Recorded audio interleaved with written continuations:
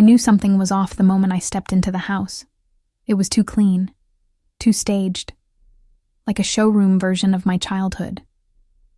The family photos had been rearranged, my solo recital portrait replaced by a professional shot of Erin and her picture-perfect family at some kind of vineyard. And the smell, vanilla candles instead of Mom's usual lavender, the scent of something being covered up. Camille. "You made it," my mother said, gliding into the foyer in heels too high for a home-cooked dinner. I smiled, but something in me tightened. "Where's Dad?" I asked, slipping off my coat. "Oh, he's out back, showing Erin and Jason the new fire pit," she said lightly, already turning toward the kitchen. "We've done a few upgrades." Upgrades? I hadn't heard about any renovations. Dinner was roasted salmon, asparagus, and that rice pilaf she always made when trying to impress someone. Erin and her husband Jason were already halfway through their wine, smiling like they were on a magazine cover. Dad sat at the head of the table, carving into his fish with surgical precision. It wasn't until the plates were cleared, over decaf and dessert, that the bomb dropped. "We're so glad you came tonight, Camille," Dad said, folding his hands. "We have some news." My heart beat faster. I thought maybe they were finally going to acknowledge my youth orchestra program. The community concert had been a success last week. My students had worked so hard. Maybe, just maybe, they were proud. "We've sold the house," he said. I blinked. "What?" "We closed on it last week," Mom added, as if she were mentioning the weather. "To Erin and Jason," Dad finished. "They'll be moving in after the holidays." I felt like the floor dropped out from under me. "You sold the house?" My voice cracked. "To Erin?"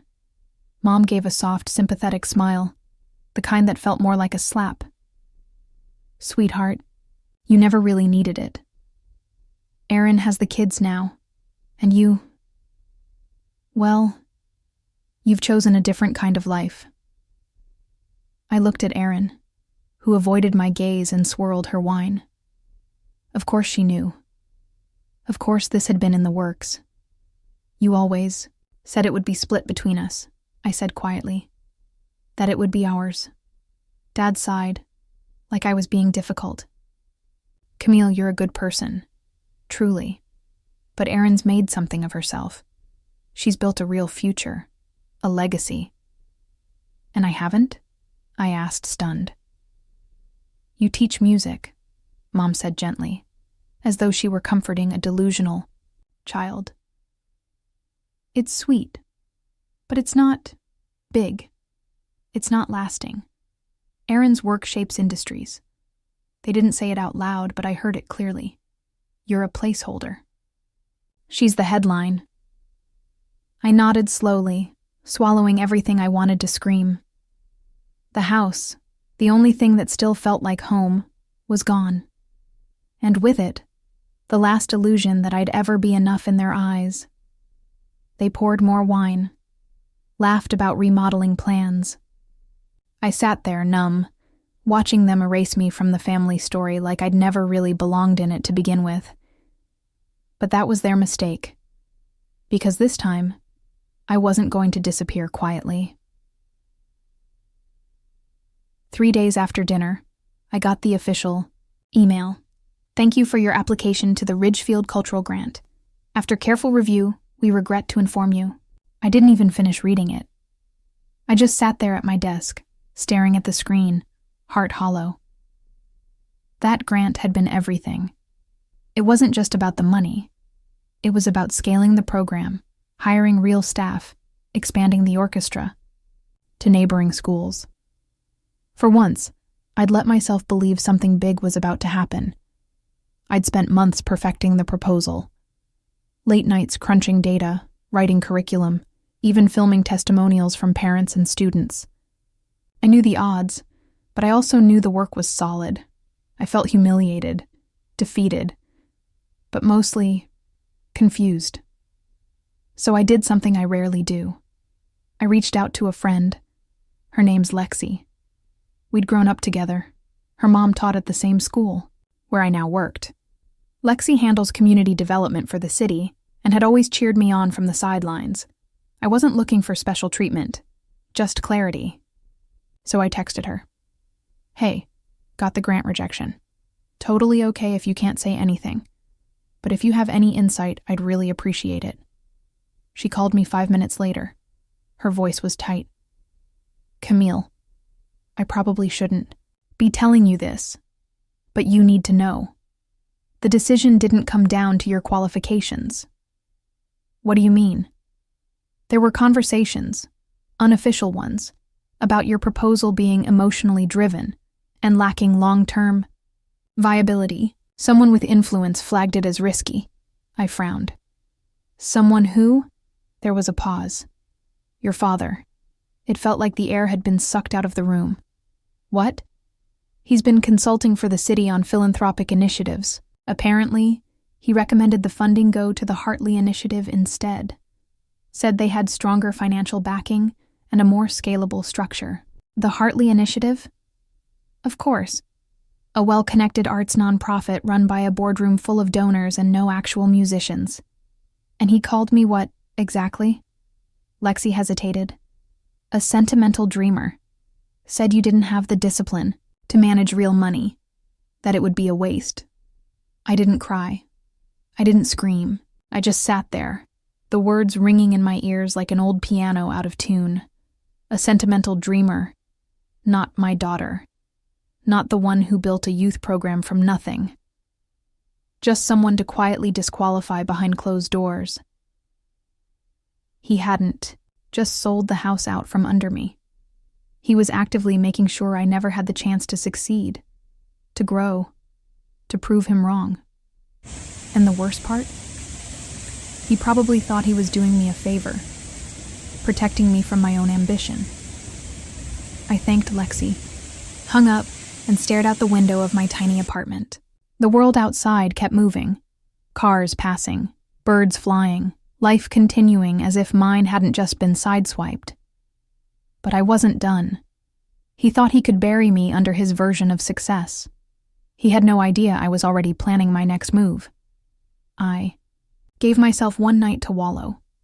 One night to sit on my couch, eat frozen pizza, and question every decision that led me here. Then, the next morning, I opened my laptop, pulled up my grant application, and deleted it. Not because it was bad, because it wasn't bold enough. If they wanted scalable, I'd give them undeniable. That same day, I got an unexpected message on Instagram. Ms. Donovan?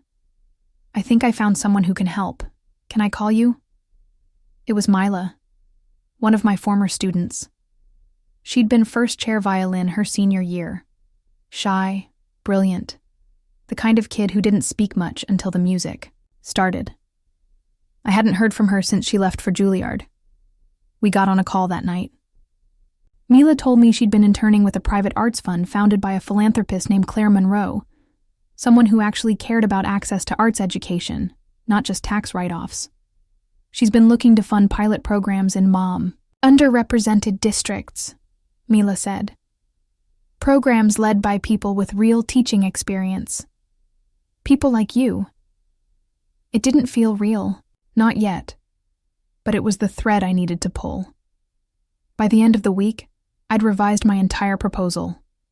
This time, no safe language. No trying to fit into someone else's definition of viable.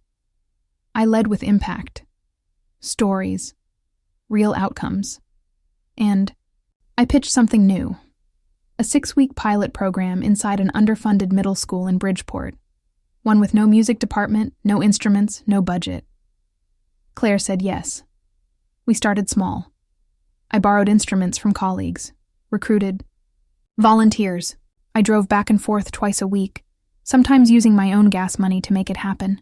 But the kids showed up, eager, unfiltered, bursting with raw, chaotic energy and more talent than they knew what to do with. By week 3, we were rehearsing simple ensemble pieces. By week 5, they were writing their own melodies, and I recorded everything. Not just the music, but the moments, the laughter, the focus, the confidence starting to bloom on faces that had never been given a stage.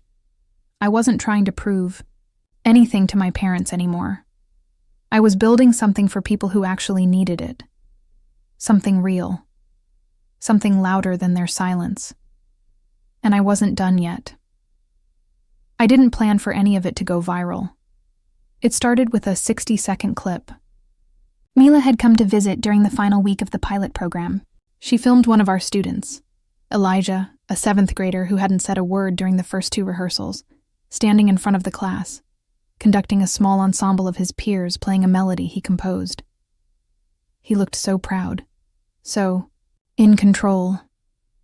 Mila uploaded it to her socials with a caption that read, "This is what access to music education looks like. My former teacher built this from scratch. Imagine what she could do with support." Within 48 hours, it had over 600,000 views, and then it kept growing. Musicians shared it, educators, journalists, celebrities. Suddenly, I was fielding emails from media outlets, education coalitions, and parents across the country asking how they could bring that program to their schools. Claire, our funder, called me in tears. "Camille," she said, "this is bigger than a pilot. I want to fully back you. Statewide expansion, a real foundation. Let's do this right." That's how the Harmony Project was born. Within weeks, we had a full-time team. Legal, logistics, licensing. We filed for nonprofit status, leased a small office, and launched 3 new pilot programs in different districts. Meanwhile, I kept teaching, still running rehearsals, still hauling folding chairs into school cafeterias. The work was the same. The mission was the same. But the world had finally started listening.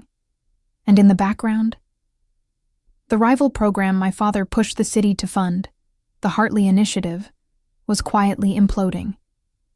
Turns out, they'd spent most of the grant money on executive development retreats, aka luxury conferences in Napa, and almost none of it on students. A whistleblower leaked internal budgets to the press, and suddenly the headlines flipped. Prestigious arts program under investigation for mismanagement. City funds misused, students left behind. Lexi texted me a screenshot of the story with one word. Karma. I didn't post anything. I didn't comment. I didn't gloat. Instead, I opened my laptop and edited a new proposal. One that would bring Harmony to rural schools with zero access to the arts. Let them chase headlines. I had real work to do, but I'd be lying if I said it didn't feel good. Not revenge in the loud, dramatic sense, just correction. The narrative had shifted. The girl who never did anything big had created something that couldn't be ignored. And my parents? They hadn't said a word. Not yet. But that silence? It was getting louder. They showed up without calling. I was in the middle of sorting through supply orders, tuning forks, rosin, a box of donated ukuleles, when I heard the knock on the office door. My mother stepped in first. Beige trench coat, designer scarf, and the same perfume she'd worn since I was 10. My father followed, stiff-backed and quiet. No handshake, no hug. Just the same tense energy I remembered from every awkward family dinner. "Camille," my mother said, trying on a smile like it might still fit. "You've certainly made a name for yourself." I didn't say anything. I just stepped aside and let them in. They sat on the small couch across from my desk, the same one my students sometimes used to cry on after a rough rehearsal. Somehow it felt poetic. "We wanted to talk," my father started. I waited. "We underestimated you," he said finally, each word sounding like it cost him. "Harmony is impressive, what you've built." I nodded once. I wasn't going to make this easier for him. "We're in a complicated place right now," he continued. "Our foundation is under review. The Hartley situation, well, it's gotten messy. But Harmony, it's untouchable. Clean, beloved, scalable. There it was. He wasn't here for closure. He was here for cover. I see, I said softly. And you're thinking what? Merge harmony with your foundation? My mother leaned forward. It would help both sides, darling. You'd gain infrastructure, visibility, and we could rebuild our reputation. That was when it clicked. They still didn't see me. Not really. Just another strategic asset. A well-behaved daughter with the potential to launder their failures in a way that looked like family unity. I stood up. I appreciate the visit, I said, voice even. But I'm not interested in being your redemption story. My father flinched just slightly. I built harmony without your support, without your funding, without your belief. And now that it's thriving, you want to fold it into something you controlled? Something that nearly imploded? My mother opened her mouth, but I held up a hand. I'm not angry. Truly. I'm done needing anything from you. That's the difference. They sat in silence, unsure how to respond. I walked to the door and opened it gently. I have a class starting in 10 minutes. You're welcome to stay for the student recital. But if you're here to make a deal, I'm not interested. They stood, stiff and formal, and walked out without another word, and I let them go. No final speech, no dramatic tears. Just peace. Not the kind that comes from being understood, but the kind that comes from no longer needing to be. A few weeks later, I found myself walking through my old neighborhood. The trees were taller now. The sidewalks cracked in the same, familiar places. I passed the house slowly. Their house now. Errands. New shutters. Fresh paint. A tire swing where our old climbing tree used to be. I didn't stop. I didn't need to. Instead, I kept walking until I reached the little park 3 blocks down, the one where I used to bring my violin as a teenager and practice alone after dinner. It was still there. Same rusty benches, same wind threading through the trees like an old melody. I sat for a while, not sad. Not angry, just still. There was grief, yes, but not regret. Because the version of me they mourned, the one who might have stayed quiet, chosen a safer path, made herself small to be accepted, that version didn't exist anymore. She never really had. Later that night, I stood backstage at the State Youth Arts Summit. The auditorium was packed. Parents, students, educators, donors. Over 100 kids from across the state sat poised with their instruments, eyes shining under stage lights. My orchestra, our harmony. I stepped up to the podium, raised my baton, and took a breath. In that moment, I didn't think about what I'd lost. I thought about what we'd built. No inheritance. No family name. Just a purpose no one could take away from me. The music began, and for the first time in a long time, I felt free.